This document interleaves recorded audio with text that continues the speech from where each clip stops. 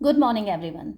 So, today's lecture is for the aspirants of SSC CGL Tier 2 2023 exam.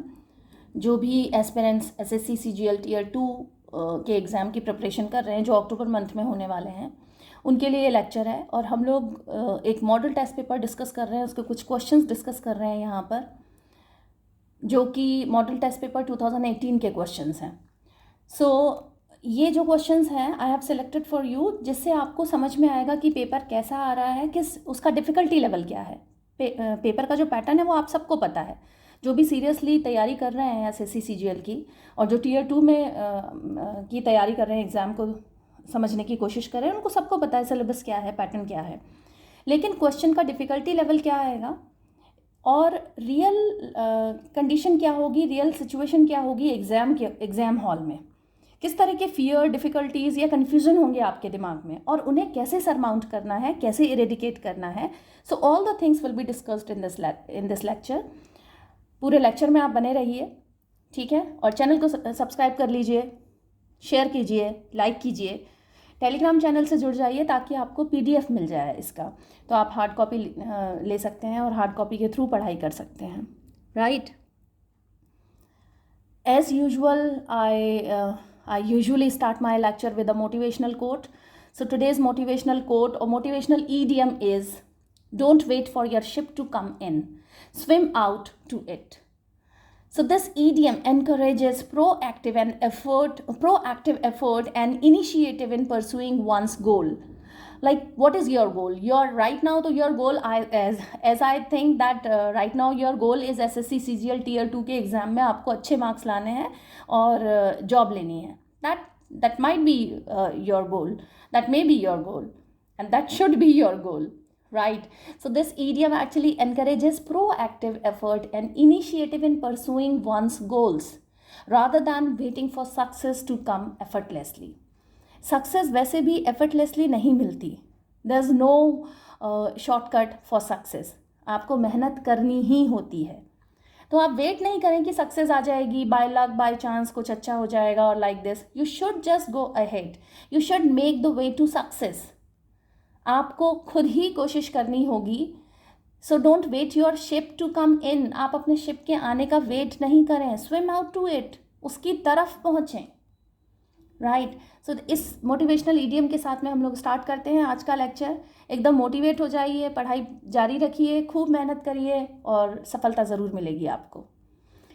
So here first question says, choose the most appropriate option to change the narration. ये direct से indirect narration को change करना है.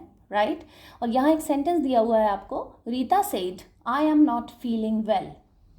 Rita said I am not feeling well. Rita set जो है वो reporting verb है, और जो इन्वर्टेड कॉमा के अंदर जो सेंटेंस होता है उसे हम रिपोर्टेड स्पीच बोलते हैं. तो फर्स्ट रूल क्या है कि ये जो रीता सेट जो रिपोर्टिंग वर्ब है, ये अगर पास्ट टेंस में होगी तो रिपोर्टेड स्पीच जो कि इन्वर्टेड कॉमा के अंदर है, I am not feeling well, ये भी इसका टेंस भी पास्ट टेंस में अकॉर्डिंगली चेंज होगा. Right. Comma and inverted commas are removed and conjunctions that is used for the assertive sentences. I am not feeling well, this is assertive sentence. ठीक है. Negative sentence है assertive में. Okay. So comma and inverted commas are removed and conjunction that is used while changing the sentence into indirect speech. जब हम direct speech जो कि Rita said comma inverted comma open I am not feeling well full stop and inverted comma close, ये है indirect, ये है direct speech.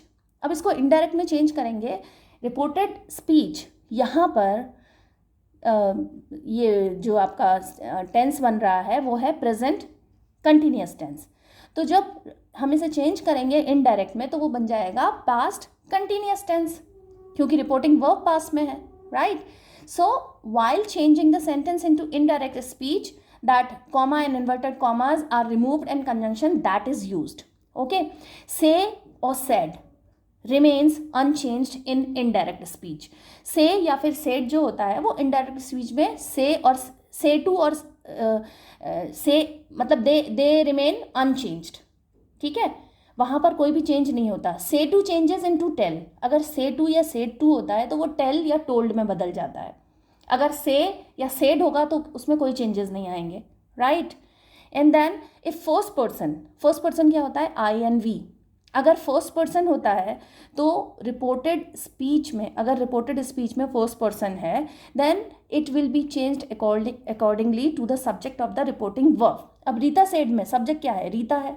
अगर ये रीता सेड टू मी हो जाता तो ऑब्जेक्ट क्या होता, मी।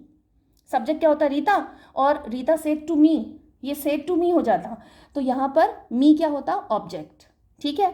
अब इसी सेंटेंस में जो रिपोर्टेड स्पीच है उसमें आप देखिए, I am not feeling well, I कौन सा पर्सन है, फर्स्ट पर्सन। तो फर्स्ट पर्सन किसके हिसाब से चेंज होगा, रीता के हिसाब से। ठीक है ना। ये SON 1 2 3 वाला फॉर्मूला लगता है, SON 1 2 3। फर्स्ट पर्सन है तो सब्जेक्ट के हिसाब से चेंज होगा, SON 1 2 3। सेकेंड पर्सन है तो ऑब्जेक्ट के हिसाब से चेंज होगा, then SON N 1 2 3। Third person है तो नो चेंजेस। फर्स्ट पर्सन है तो सब्जेक्ट के हिसाब से, सेकंड पर्सन है तो ऑब्जेक्ट के हिसाब से, और थर्ड पर्सन है तो किसी नो चेंज। फर्स्ट पर्सन मतलब आई और we. If first person I and we is there in reported speech, then it will be changed according to the subject of the reporting verb. If second person you is there in reported speech, then it will be changed according to the object of reporting verb. And if third person he, she, it, they or any name is there in the reported speech, then no changes required. ये rules होते हैं SON 1 2 3 वाले, ऐसे changes होते हैं, right. अब tense में changes कैसे होते हैं, सिंपल प्रेजेंट टेंस चेंज हो जाता है सिंपल पास्ट में, और सिंपल पास्ट चेंज हो जाता है पास्ट परफेक्ट में, और पास्ट परफेक्ट में कोई चेंजेस नहीं होते। अगर यहाँ पर Rita said I am not feeling well है तो चेंज हो जाएगा she was not feeling well. अगर ये सिंपल पास्ट होता आई एट 2 चपाती, तो वो किस में चेंज हो जाता है, आई हैड ईटन 2 चपाती। और अगर Rita said I had eaten 2 chapati होता तो नो चेंज होता। ठीक है। तो सिंपल प्रेजेंट सिंपल पास्ट में चेंज हो जाएगा, सिंपल पास्ट होता तो पास्ट परफेक्ट में चेंज हो जाता, और पास्ट परफेक्ट ही होता तो नो चेंज हो जाता। प्रेजेंट कंटिन्यूस पास्ट कंटिन्यूस में चेंज हो जाता है, पास्ट कंटिन्यूस अगर होता तो पास्ट परफेक्ट कंटिन्यूस में चेंज हो जाता, और पास्ट परफेक्ट कंटिन्यूस होता तो नो चेंजेस हो जाते। प्रेजेंट परफेक्ट या प्रेजेंट परफेक्ट कंटिन्यूस होता तो पास्ट परफेक्ट या पास्ट परफेक्ट कंटिन्यूस में चेंज हो जाता, और पास्ट परफेक्ट या पास्ट परफेक्ट कंटिन्यूस इसके बाद में कोई चेंज नहीं होते। ये सब रिपोर्टेड स्पीच में होने वाले चेंजेस के लिए है। ठीक है। इसी क्वेश्चन में 4 ऑप्शन आपके पास में दिए हुए हैं। Rita said that she was not feeling well, यही है राइट ऑप्शन। सेकेंड ऑप्शन है Rita said that she will not. Past tense में अगर रिपोर्टिंग वर्ब जो है वो पास्ट में दी हुई है तो विल कैसे हो जाएगा, फ्यूचर में नहीं बनेगा, गलत ऑप्शन। थर्ड में देखिए Rita said she is not feeling well, यहाँ पर भी इज लगा हुआ है, मतलब ऑप्शन रॉन्ग है। फोर्थ में देखिए Rita says that I am not feeling well, Rita says कैसे हो जाएगा, अगर रिपोर्टिंग वर्ब ऑलरेडी सेड है तो फिर वो सेज कैसे हो जाएगा, रॉन्ग ऑप्शन। तो option number 1 is the correct option, Rita said that she was not feeling well. Right option है आपका option number 1। Got it? Okay. So going to the next question. The question says, select the most appropriate idiom in the context to fill in the sentence. Context क्या है? Suman really has dash. She moved to a new house just a month back but already has a lovely garden. मतलब सुमन really has क्या, यहीं पर आपको एक idiom बताना है। She moved to a new house. वो एक नए हाउस में गई just a month back. सिर्फ एक ही मंथ पहले वो एक नए हाउस में गई है, but already has a lovely garden. लेकिन उसके पास में ऑलरेडी एक प्यारा सा बढ़िया सा गार्डन है। तो क्या हो सकता है, Suman really has a heart of gold.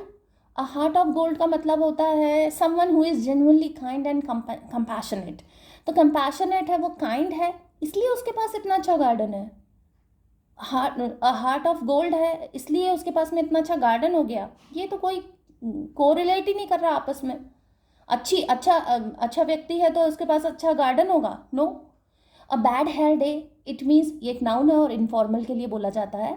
A day when one's hair is unattractive and unmanageable, एक ऐसा दिन जब किसी व्यक्ति के बाल बहुत अनअट्रैक्टिव हों और अनमैनेजेबल हों, उसको बोलते हैं अ बैड हेयर डे। एक नाउन की तरह वर्क करता है ये पूरा फ्रेज। तो यहाँ तो बिल्कुल नहीं आएगा, इसकी वजह से थोड़ी उसके पास एक अच्छा गार्डन है। Next, a foot in the door, it means meaning to enter a business or an organization at a low level but with a change of being more successful in the future. Means अगर आप किसी organisation या business में अभी अभी आपने entry मारी है, अभी अभी आपने स्टार्ट किया है सारी चीज़ें, तो उसके बाद में आप धीरे धीरे सक्सेसफुल हो रहे हो अपने फ्यूचर में, तो इसके लिए एक ईडियम आ जाता है a foot in the door, a foot in the door, right.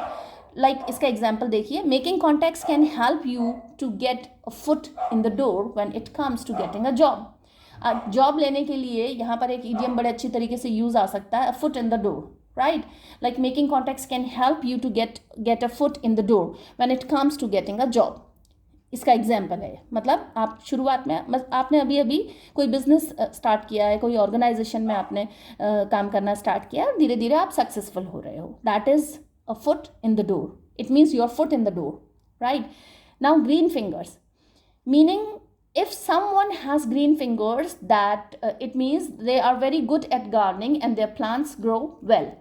Green fingers का मतलब हरी उंगलियां. ग्रीन फिंगर्स मतलब आप बहुत अच्छे हो गार्डनिंग में, आप जो पौधे लगाते हो वो बहुत अच्छे से ग्रो करते हैं, इसका मतलब ये होता है. तो अब देखिए इस कॉन्टेक्स्ट में क्या आएगा. Suman really has green fingers.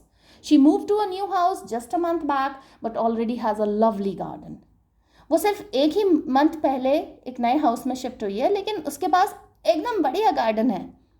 तो सुमन रियली हैज़ ग्रीन फिंगर्स. उसके पास में ग्रीन फिंगर्स हैं, मतलब बहुत अच्छे से उसके वो जो पौधे लगाती है वो बहुत अच्छे से ग्रो कर जाते हैं.